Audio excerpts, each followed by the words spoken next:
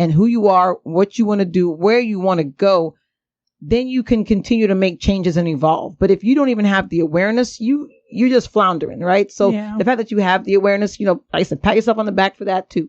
Because you'll get there. It just takes time, and it's okay. You're 26. Yeah. Damn. Woo! What was I doing at 26? We had just. I think did we get married? No, we didn't get married at 26. No, we didn't get married at 26. We were just graduating college because we both took forever to graduate. Yeah, we were chilling in college. That 6-year plan. We was on that turtle route. Extended graduation let me see, 95. Yeah, because I graduated 2001. I graduated high school in 95. So 6 years. I technically started in 96. Technically.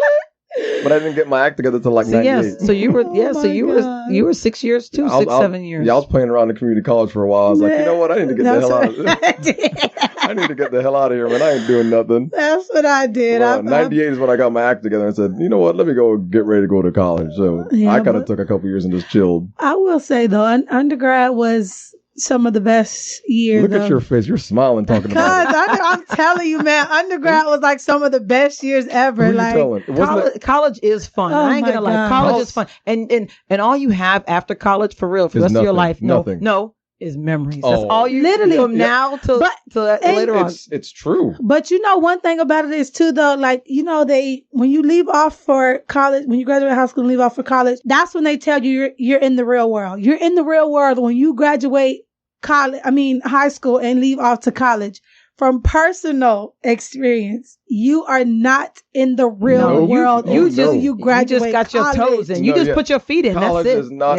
College is not even close to the Oh real my world. gosh! College is like not even 5% of what. No, that's just going. You waiting, right?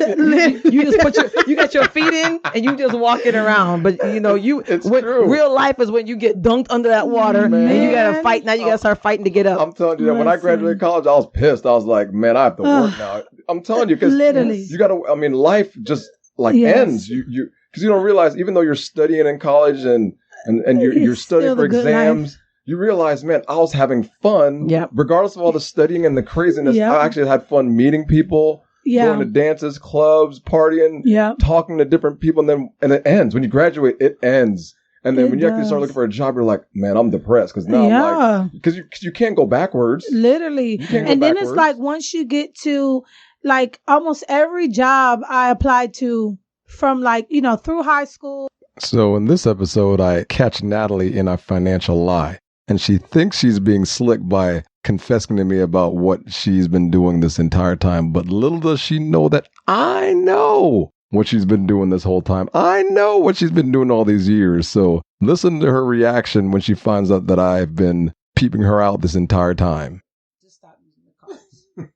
So heed my advice. Learn from my mistakes. Why don't you just pay the money back, though? I don't see why that's so hard. Because I wasn't making the money. Because we were aggressively paying that thing we had to pay. It was breaking the bank every month. Are we done paying that? Yes. Are you sure? As far as you got $1,000 left. Are you sure? Because every time I ask, that yet.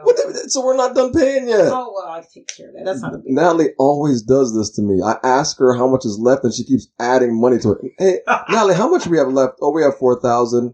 Okay, Natalie, how much do we have left? Oh, 5,000. I thought Natalie, how much do we have left? Oh, 6,000. Natalie always goes up and pretends like I don't notice that she's gone up in the number.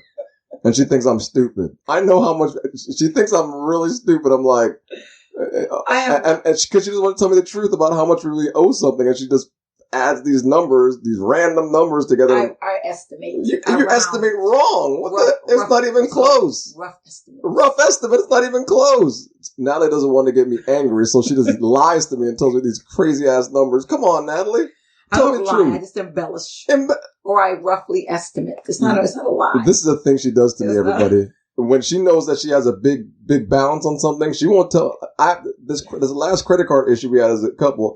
Natalie, how much do we have left? How much do you have left in your credit card? And she hesitates because she's thinking about lying to me, right? And she's like, "Oh, I have about 3,000." I'm like, "Oh, damn, that's a lot of money." Oh man. So okay. So I asked her. You know what? What? You know what I'm going to do right now?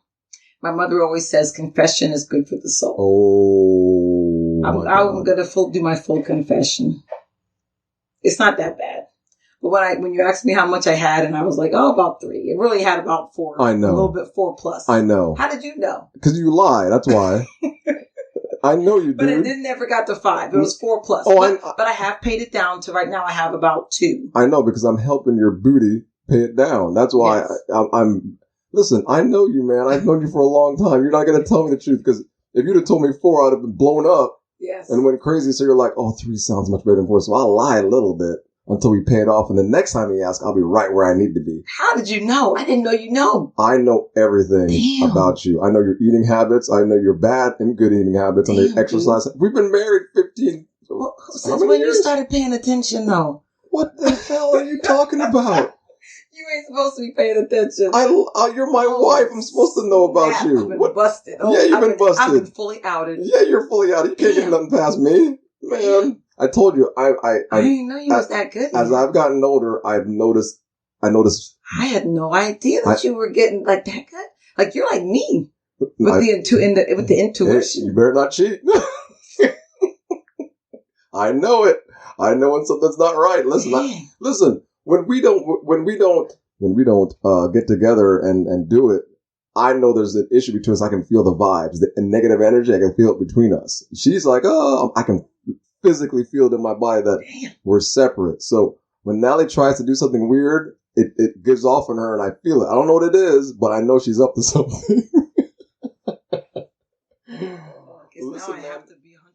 We decided to invite the kids to do a podcast with us, and we were hoping that they would listen to us as we did the show. And as you can see from my reaction during this little segment here, I lost it a little bit. Natalie, on the other hand, she was able to hold things together a little better than myself. But if you all have kids out there, please don't let them do a podcast with you, because they don't follow the rules. They don't care about the rules. All they care about is being kids. So hope you enjoy. Oh yeah, in the intro, people are gonna make memes out of it. Okay, so Samuel, what would I be famous for then? Oh damn, I'm not gonna answer this one. If I became famous, what would it be for? Whooping people. What? Oh, I can tell you guys a story about how I almost got whooping. That's funny. No, what do you think I would be famous for? I think I gotta agree with Samuel. On what? Whooping thing. Oh. No. How am I gonna be famous for whooping? Well, no, you're gonna be a meme, because what happened was, can I say the story, please? Quickly. Yeah. So what happened was, I wouldn't go to bed quickly, and so mommy, she got mad, and then she, and then when she saw me, not go to bed quickly, I'm talking to Samuel. Mommy. Then they'll say, I got it. The mommy in the closet, she's got whatever. Then she came out, and then she did the mommy. She slipped on the floor. Stop, Samuel. I had to run on the couch. I made it to the couch. Then my mom was about to beat me, and I had no time to get pillows and block myself. Then, before mommy beat me, she slipped in the floor and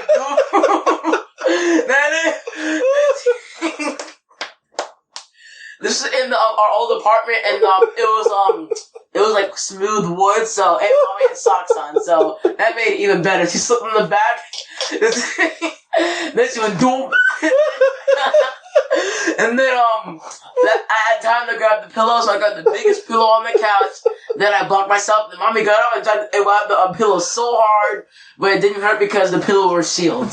And then mom was like, "This is your fault." And then she ran in the room and closed it, and she didn't even slam it. This is your fault. You made me trip. Is that what she said? You made me trip. That's what mommy said. Why am I the only one? Oh my god, I'm dying in my seat right now. Okay, but seriously, you'd probably be famous for you could be a therapist. Oh. In this episode, Natalie and Ian talk about friendships, but it seems like Ian's concerned, or I'm concerned, because I'm losing a good friend that I've had since childhood, whereas Natalie, she just wants to lose her friend completely. So listen as both of us kind of discuss this together, and it's kind of cool that we have a different perspective, but at the same time, we try to figure it out ourselves. Seven brothers and 2 half brothers. And, I have no women. There's no women in my life. And my mom, now she's older, so she got dementia, so she's not really there like that to be with me. So I am in the state of my life where I'm looking for deeper friendships, and I attempt to cultivate them. But the one thing I found is that as a mom, who is not a typical mom. Like, I don't live for my kids. I care about my kids. I take care of my children. I love them, but I don't live for my kids. I need time for myself. I sure live for my kids. If I miss a game, I'm good. If I need time for myself and I have to miss a soccer game, I'm going to miss a soccer game. It's just the way it is.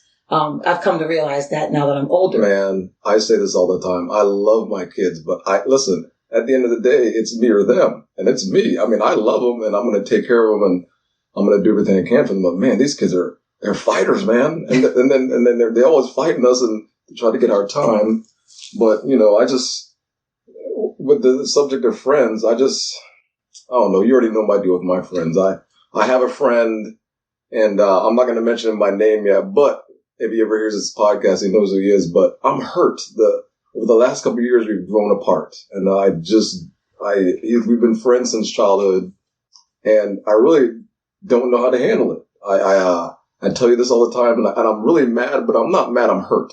I'm hurt because I can't call him. I can't go to the bar with him like we used to do when we were younger. And I don't believe it's anything I've done that was wrong to him, but I think you'd said that it's just people change. Yeah, over time. I've had friends for years, and now we don't talk. So it sometimes that's just how things go. Your relationships morph. You change, they change, and sometimes you can't hold on because they're not giving you what you need. And if your friend can't give you what you need, it's not a bad thing against them or you. It's just that they're in a different place and you're in a different place than they are. I don't like that I'm in a different place than him because I'm reliving the time when we were younger in the past. And I think a lot of people do that where you remember the good old times and you want to keep that feeling. And so when you talk to them, you're like, well, I hope we can rekindle that. I sound like I'm dating, don't I? Well, but that's what the friendship is. It's a person having a relationship without sex. That's all a friendship is. You know what? So that's you have the same you can have emotional bonds with friends platonically without having it be a sexual thing. And nothing's wrong with that. Share your feelings, Ian. Don't be a man who's afraid to share his feelings. Share my feelings with who? You're talking now. It's okay to feel the way you feel. It doesn't make you anything. There's nothing weird about it. I thought you meant share my feelings with my friends. No, I'm just saying, well, you should do that too. I mean, this is the problem. People don't communicate. People don't like to communicate. I'm dying. Instead of communicating, they'll just shut the door and say, I'm not talking to this person anymore.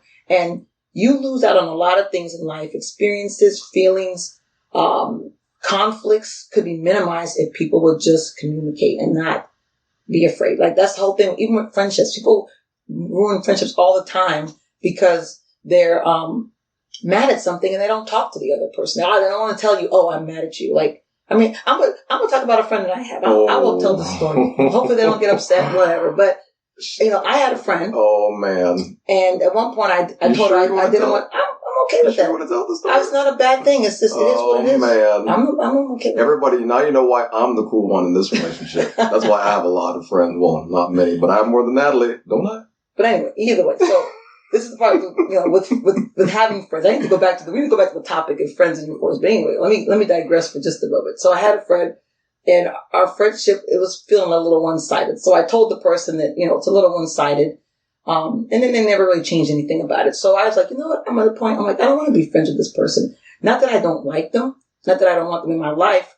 But if they're like a best friend, this person was a best friend, supposedly. So I had to tell them, like, hey, I can't really be friends with you in order for me to mentally detach from our friendship as a looking at it as like a best friend. Not that I didn't want to talk to the person. So I still kept talking to this person even after I told them I didn't want to be their friend because I still care about them and I didn't want to not be their friend. But for my own personal, personal feelings. I know you're hurt. No, I'm very sensitive. You take your friendship so I am very seriously. Sensitive. I am a Scorpio. My God, your relationships. I'm a ride or die friend. Oh, you are. I am. Everybody out there, if you want to be friends with Natalie, you're in it for life. Because if you don't call her, you're going to get X'd off the list. Now, you don't have to call me. I call you too. But I like to have a two-way friendship. Her. That's what friendship is. It's a two-way street. So this friend, she...